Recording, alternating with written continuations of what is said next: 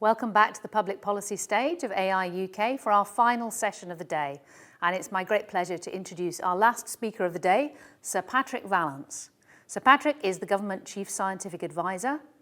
Patrick worked at GlaxoSmithKline, or GSK, from 2006 until 2017, where from 2012 he was President of R&D. Prior to joining GSK, he was a clinical academic, Professor of Medicine, and led the Division of Medicine at UCL, University College London. His personal research was in the area of diseases of blood vessels and endothelial biology. Even harder to study than it is to say, I'm told. He will be joined in conversation by Professor Helen Margetts, who, as you probably heard earlier, is a Turing Fellow and co-director of the Public Policy Programme at the Alan Turing Institute, and also Professor of Society and the Internet at the Oxford Internet Institute at the University of Oxford. Helen is a political scientist, specialising in the relationship between government, politics and technology, and author of hundreds of publications, including the prize-winning books Political Turbulence and Digital Era Governance. So over to you, Helen, for what's going to be a great final session of the day. Thank you, and thanks so much, Patrick, for coming. It's a pleasure.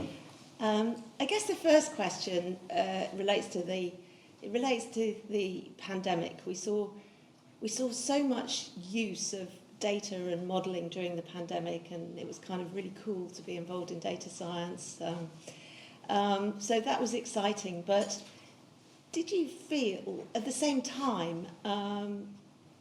Of course, you have to ask the question: did you have everything you needed to be able to use those tools as much as you feel like you might have done? Was there anything else you wish you'd had, or any kind of development in data science that you felt you were missing? Yeah, it's a great question. And at the very beginning of the pandemic, one of the massive problems was a lack of data. So we simply didn't know. We didn't know quite basic things like how many people were in hospital, who had the disease, where they were distributed, what the age distribution was. I mean, really, really basic stuff was quite difficult to get hold of. That rapidly improved over the course of the pandemic. And if you couple that with the new things that were started, such as the ONS infection survey that gave really granular information at a population level as to what was going on, and then online came genomics and the information that came from that, so we learned a lot about what was happening with viral sequence. Gradually, more data sources came together.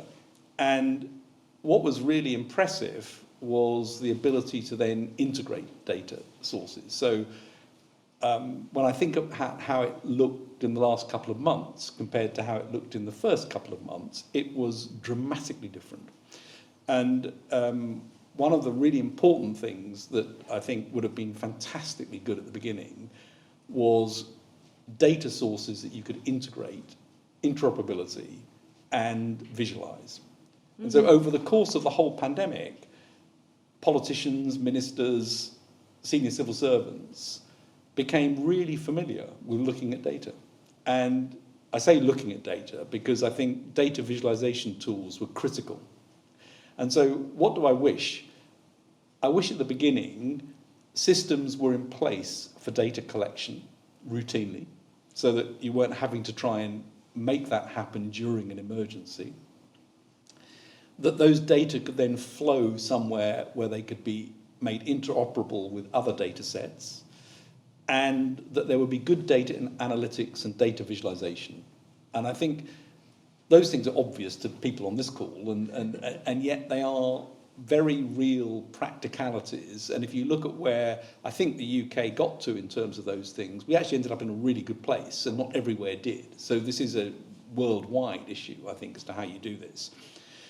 But I think it's important because if you think about other national risks, the sorts of things, countries have national risk registers where they try and define risks. I suspect that those basic things apply to all of those areas as well. Are we clear who's collecting the data? Are we clear which data need to be collected? Do we know how that would flow somewhere? And which are the interoperabilities that are going to be critical to try and understand what's actually going on? Do you think, did we have, it seemed like the focus was always on epidemiology. did we have, was there a kind of variation, for example, in terms of designing economic policy, economic interventions in response to the public health emergency, those kind of non-pharmaceutical interventions? Was the right data, was that equivalent? Well, again, it got better. So bits of it got better. So things that were really important were, again, a lot of the data that the Office for National Statistics were collecting, and things that you could access from things like transport use or use of spending data to try and work out what people were actually doing. So when you're thinking about sort of interventions to stop spread of the virus, clearly one of the key things was contacts, how many people were coming together and which environments they were coming together in. So you did start to get that sort of information. Mm-hmm. And we also had information that gradually grew again over the course of the pandemic as to what the effects of all these things were on economic markers. I would say that overall that lagged. I mean, it wasn't, the economic side of things took longer to get in place than the epidemiological side of things. And I think whereas the epidemiological modelling then became really quite sophisticated, and there were teams of modellers working, trying to look at 95% confidence intervals, what did this really mean, do scenarios, try and look at worst case, best case, middle case, and try and map that out. And actually there was a sort of, it wasn't truly a mathematical ensemble type approach, but it was nonetheless a consensus sort of testing each other's models to try and come up with, well, what's the central case here. I think we got much less of that from the economic side, where I think it was much more sort of, well, this is like, this is what we think is going to happen, but less obviously rooted in data analysis and modelling was my experience anyway. Do you think we're good for next time? I mean, not the next. I don't mean the next pandemic, God forbid, but I mean for the next kind of existential crisis. I mean, do you think that we have some of those things in place now? Or? Well, I think what's changed permanently, I hope, I'm pretty sure it has, is the notion that data visualization is useful to ministers during a crisis. And actually they were pulling. So that's a really big change, actually, and that's very useful. And it reminded me that about 4 or 5 years ago, Kofi Annan wrote a very important piece in Nature where he talked about data visualization, and he said, he described maps he was looking at of Africa and how that had completely changed his perception as a politician as to what was going on, because he was able to see things. So I think ministers and politicians like data visualization. It's much easier and more accessible to them than columns of data showing exponential curves, which are non-intuitive. So I think that's a big thing. I do think is important, and I'm sure this is going to be true across the world, is, again, you go back to, okay, that's a pandemic risk, and probably we're going to be good for that for the next decade because people will know what to do. Right. But what about all the other risks? The same problems pertain, the other existential crises for countries and so on. Have we got those things sorted out in peacetime, as it were, in order to be able to do it? And of course, peacetime is a bad expression to use at the moment because we're not in peacetime. But I think making sure you've got the things in place before you need them, and you'll know this very well, it's all very well to say, I want more data, but the question is, which data do you want? And why do you want it? And what do you want somebody to be able to do as a result of seeing it? Yeah.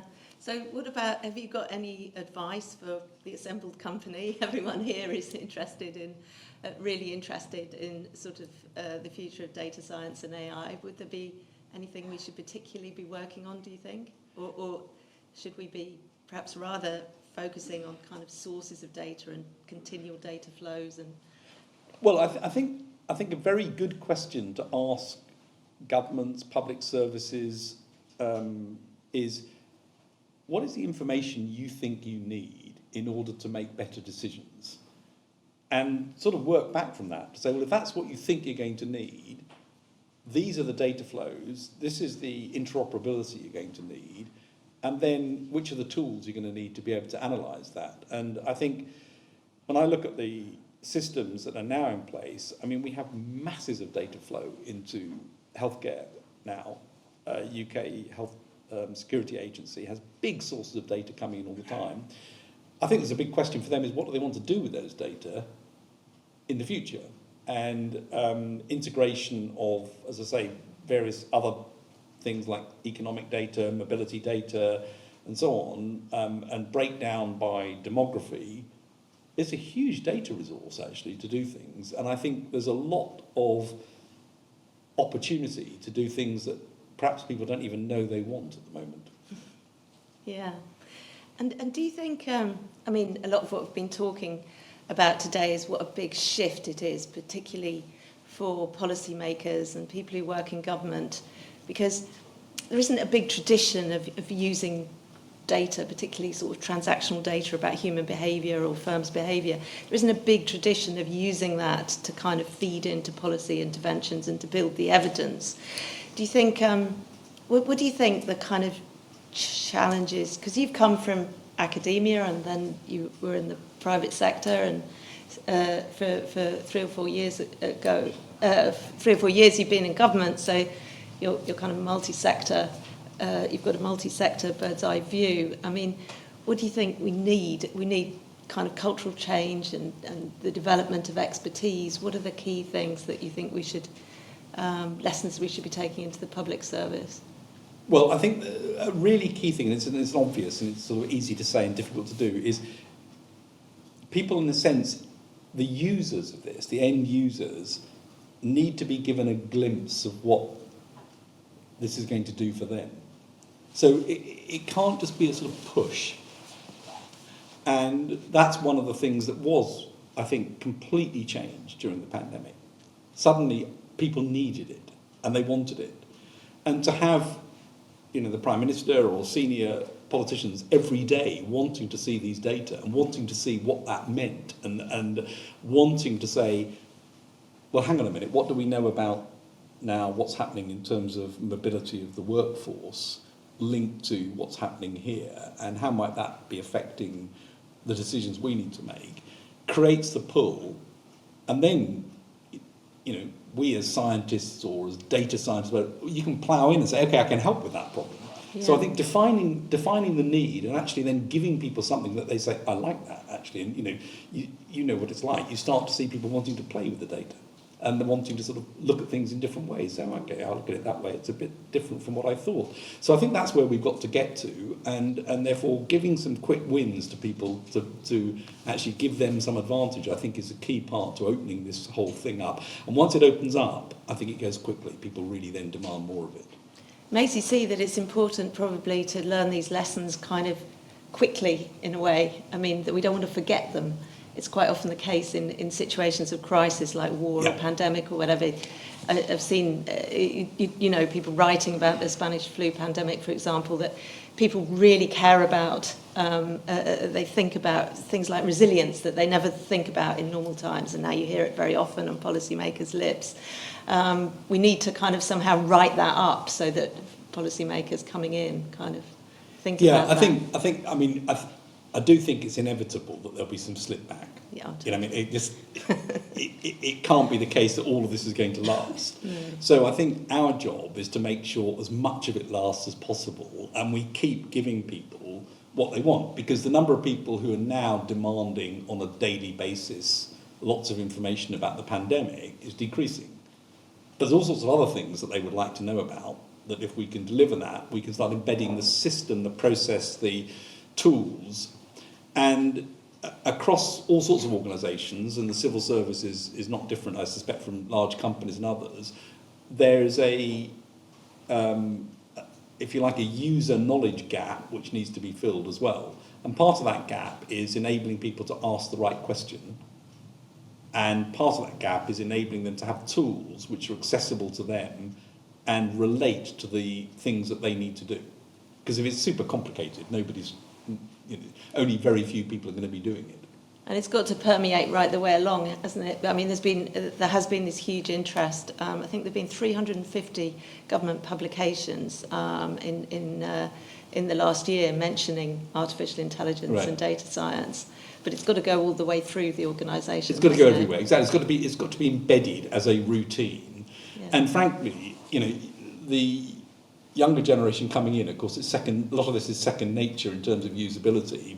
But there needs to be demand signals higher up the organisation for people wanting to see it, because then people are going to have to have it ready and want to do it. So I think there's a big opportunity actually for very senior people to give demand signals, to unleash this potential of a whole generation who are very familiar with this and will actually make it great if you give them the chance to do it.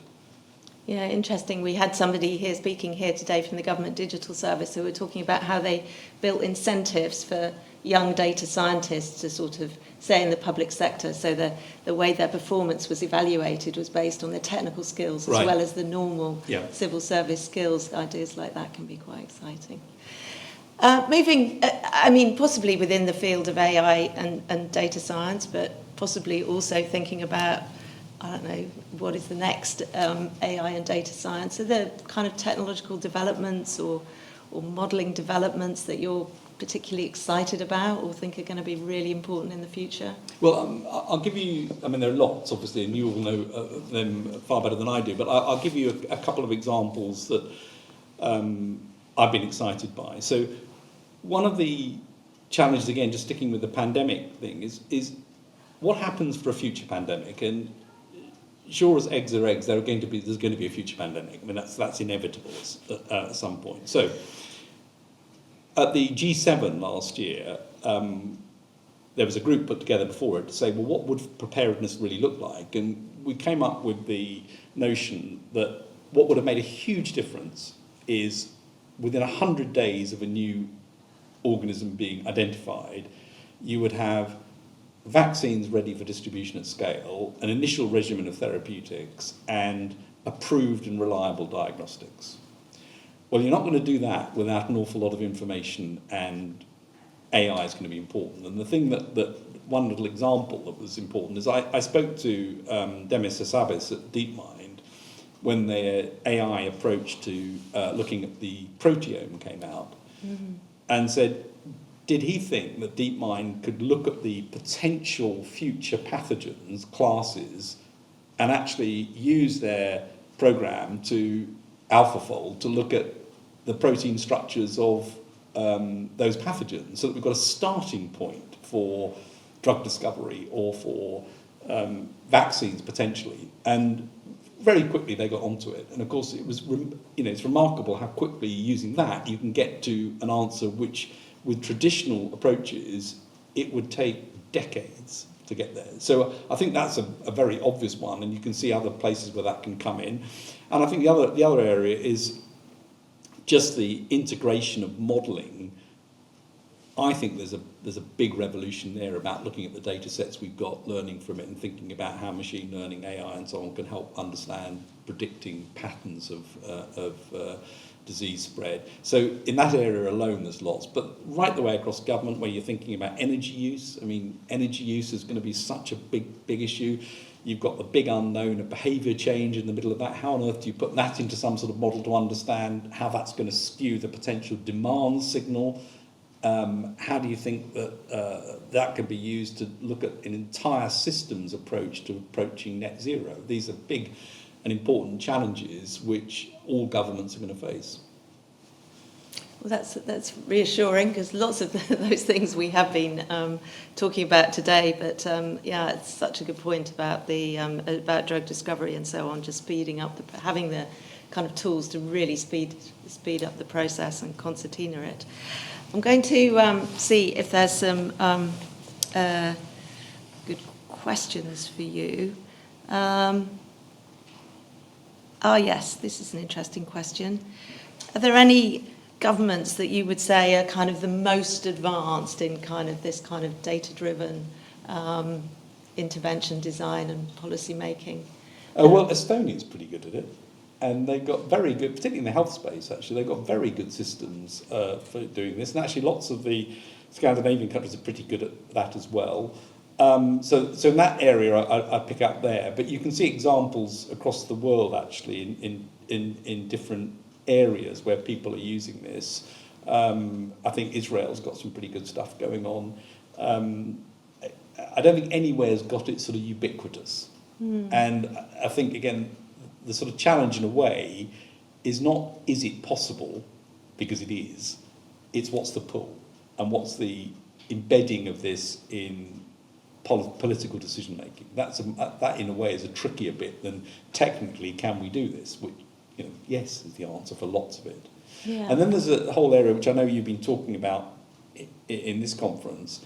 I mean, there is the whole question of privacy and security and protection against harms and so on as part of this that comes along with it. So it's very easy to, in the abstract, think, well, if I knew all this data, I would be able to make much better decisions. But people don't necessarily want that. And, we certainly have seen it around things like use of spending, card spending and so on. People don't necessarily want all of those data to be used in certain ways. And so I think that's a really, that whole ethical side of this is going to be very, very important as governments get into this space.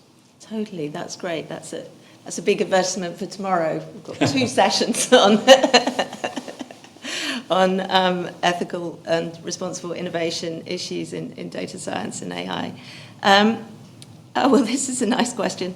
Have we become a more numerate country over the last 2 years? Will that stand us in good stead? I don't know whether you have or not. What I do know is there's an awful lot of sort of people have become very familiar with some mathematical concepts. So I suppose the answer may be yes, we have. I don't know whether we've truly become more numerate, but we've got more interested. And so there was, across the world, I know this from speaking to colleagues in lots of other countries, legions of armchair epidemiologists and modelers and people who knew what the R value was, and exponential curves became something people talked about. So I hope the answer is yes to that question. What I will say is the other thing that I know again from colleagues around the world is the biggest challenge for leaders right the way across the world was understanding exponential curves. Yeah, I can totally believe that. Well, this is a related question from Robert Gill. Do you think we need to improve our education system and teach data analysis at a younger age? The general population doesn't know about information fallacies and probably exponential curves as well. Do you think there's a chance there to somehow, because when you think this generation of youth really experienced the pandemic in really intense ways. Isn't that the first time we've ever sort of closed schools for a significant length of time, for example? Is there a sort of opportunity here within the education system to make these linkages? I'm sure there is. And it's interesting because if you go back to the Spanish flu pandemic, there was an increased interest in science after that, and there's an increased interest in science now, and data science, absolutely. I think that in terms of sort of schools and education, one of the beauties of this is it's relatively easy, outside pandemic and other areas as well, to show why it's useful. And so one of the problems sometimes with teaching science is people think it's all about this rather abstract thing and it's a lot of facts, rather than actually it's a process which leads you to an answer which is useful to you. And the nice thing for data science is you can get that connection between those points actually relatively easily. So I would imagine this is a really attractive thing to get into education and teach people how they can answer questions. Yeah, it's right. That matter to them. Yeah, it's about getting out of the idea of technology as a project and towards it as a process, right? That kind of comes into everything. And a way of being able to answer questions, things that matter to society, to individuals. There's a question here which has been very popular. Is there a way data was used in the pandemic that really... Oh gosh, they keep moving. They keep leaping up and down. Now it's leapt up because it's that surprised you. Something where data was used that really, really kind of surprised you, or perhaps surprised you that it wasn't used. I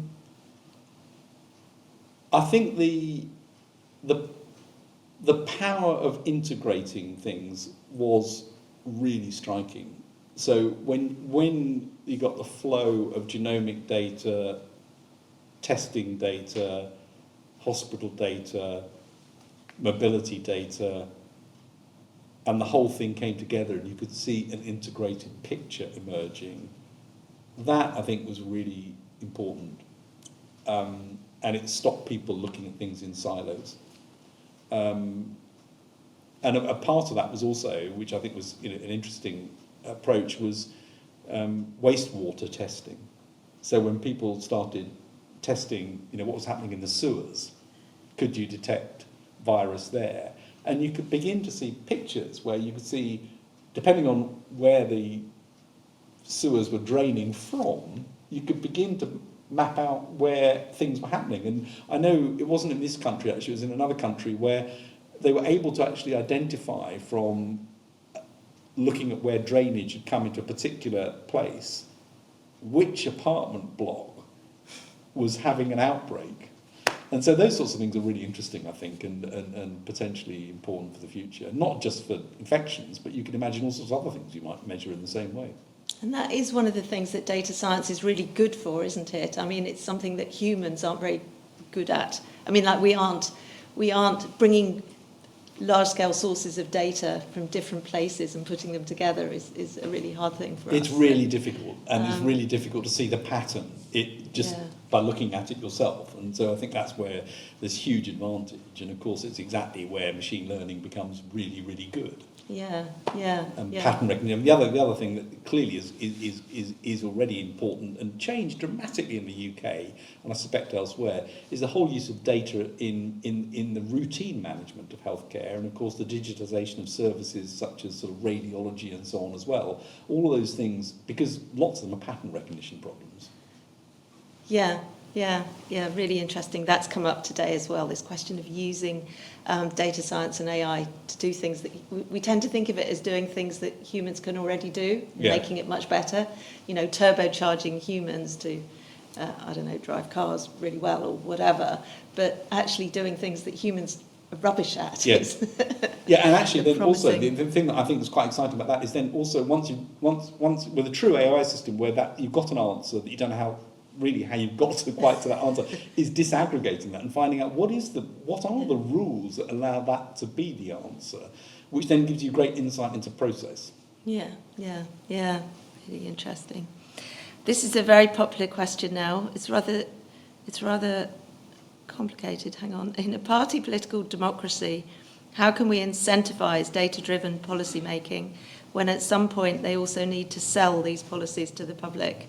Well, that is a very good point, really. Well, it's a great question, and I do not know the precise answer to that question because it's a very complicated one, but I will say some principles, which is the more open you can be with the data and the analysis, then the easier it is to actually sell something.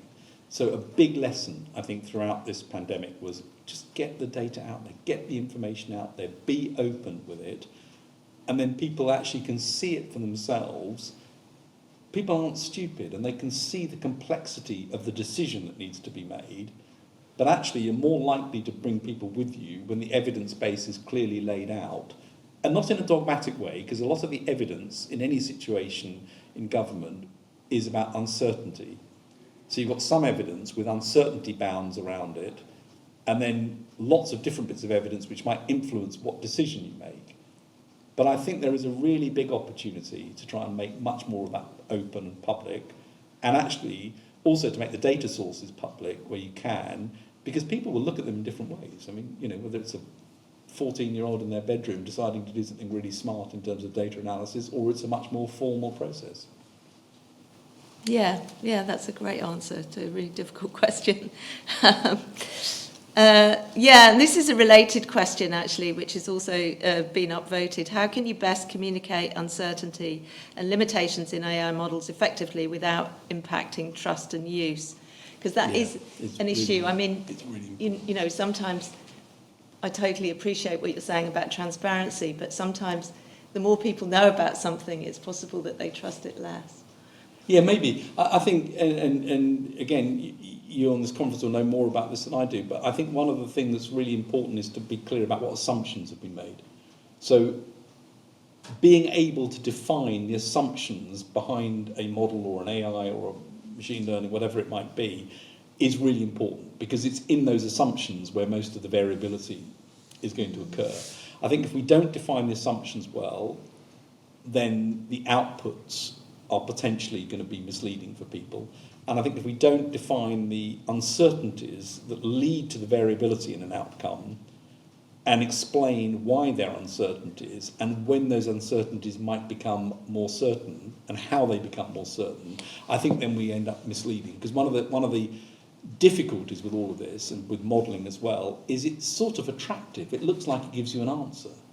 It doesn't actually give you the answer. It gives you a scenario which then you may need to really unpick quite a lot. So I think assumptions and uncertainty are key things to be able to express. And there is research to show that policymakers they have a different approach to evidence that's presented numerically than they do kind of qualitative evidence. And they're inclined to think it's more authoritative. Yeah. And you've got to sort of work about. But I mean, that's a really good advertisement for explainability. I mean, which is something that's kind of widely believed in during this question of explainable AI. I think we've got time for one more question. Sure, I'm in your hands.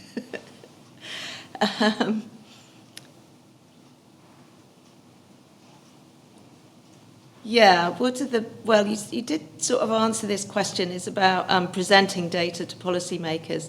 How important are interactivity, simplicity, and caveats? That's also a good question. I suppose you might add to that. I mean, we all became used in the pandemic to the idea of the kind of press conference and the kind of daily announcements. Did you feel that was kind of getting it out there enough? Would there have been other ways that could have been done? I don't know, Veer. Well, I was very keen, quite early on actually, and I remain very keen, that actually interactive models would be quite good for people to see. So a lot of people want to ask what-if questions. And I think that would have been a good thing to have been able to do, to get out lots of sort of what-if models. What happens if this changes or that changes, and you can see the consequences. I think that probably would have helped, actually, but easy to say and difficult to do. Yeah. Well, that's great. Well, we are past time now, so thank you No, it's a great pleasure. so much for doing this. It's been really great. I'm sure everybody agrees with that at home and abroad. And yeah, thank you. So that ends today's session on the public policy stage. Do come back tomorrow. We have the Minister for Technology and Digital Economy. We have an Assistant Director General from UNESCO, and all sorts of other wonderful speakers, including Professor Julia Black, who's President of the British Academy. So do come back tomorrow for those sessions, and thanks again, Patrick. Thank you. Thank you so Thanks. much.